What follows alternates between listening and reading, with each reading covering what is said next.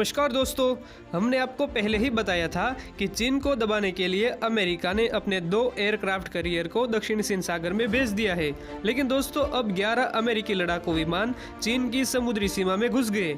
दोस्तों पूरी खबर दिखाना चाहते हैं, बस आप वीडियो के एंड तक बने रहिए और चैनल को सब्सक्राइब भी कर दीजिए। दोस्तों दक्षिण चीन सागर में जारी अमेरिकी युद्धाभ्यास में यूएस की नेवी जोरदार शक्ति प्रदर्शन कर रही है। चीन की धमकी के बाद अमेरिका के 11 फाइटर जेट ने एक साथ साउथ चाइना सी में विवादित इलाके में उड़ान भरी। बताया जा रहा है कि फाइटर जेट चीन की सीमा में घुस गए। दोस्तों इसी दौरान चीन केवल गिदड़ भभकी देता रह गया। अमेरिका की इस आक्रामक कार्रवाई से भड़के चीन के सरकारी अखबार ग्लोबल टाइम्स ने इसे अमेरिका का शक्ति का खुला प्रदर्शन बता दिया है। दोस्तों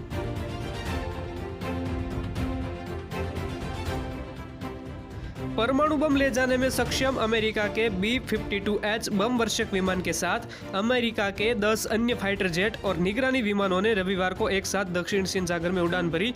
ये सभी विमान ने अमेरिकी एयरक्राफ्ट कैरियर निमित्ज से उड़ान भरी थी। दोस्तों आपको बता दें कि USS निमित्ज के साथ साथ USS Ronald Reagan aircraft carrier भी युद्धाभ्यास में हिस्सा ले रहा है। चीन के सरकारी अखबार ग्लोबल टाइम्स ने चीन के युद्धाभ्यास के बीच अमेरिका के B-52H बम वर्षक विमान और युद्धाभ्यास को एक संयोग नहीं बल्कि शक्ति का प्रदर्शन बताया है।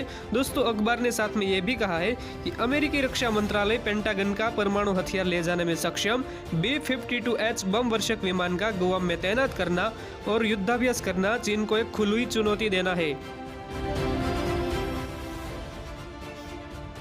दोस्तों उधर दक्षिण चीन सागर में अमेरिकी एयरक्राफ्ट कैरियर्स की तैनाती से भड़के चीन की पिट्ठू मीडिया की धमकियों पर अमेरिकी नौसेना ने भी मजा लिया है।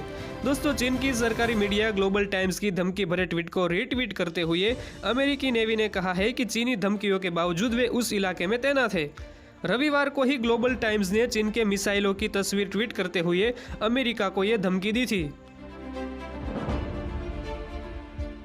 दोस्तों अमेरिकी नौसेना दिन और रात दोनों ही समय में युद्धाभ्यास करके चीन को किसी भी दुस्साहस के खिलाफ सख्त संदेश दे रही है।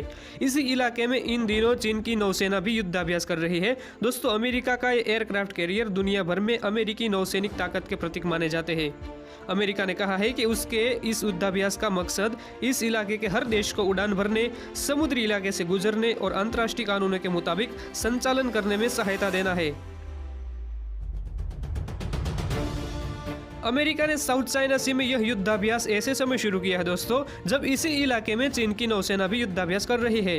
चीन की नेवी परासेल द्वीप के समूह के पास पिछले कई दिनों से युद्धाभ्यास करके ताइवान और अन्य पड़ोसी देशों को धमकाने में जुटी हुई है।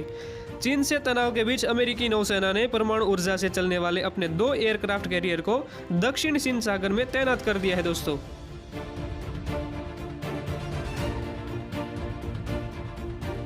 दोस्तों अमेरिका की जवाबी कार्रवाई से बौखलाई चीन ने अपनी मिसाइलों का डर दिखाया है।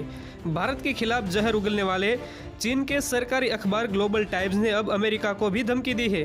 दोस्तों ग्लोबल टाइम्स ने कहा है कि चीन की सेना की किलर मिसाइलें डोंगफेंग 21 और डोंगफेंग 25 अमेरिकी एयरक्राफ्ट कैरियर को तबाह कर सकती है।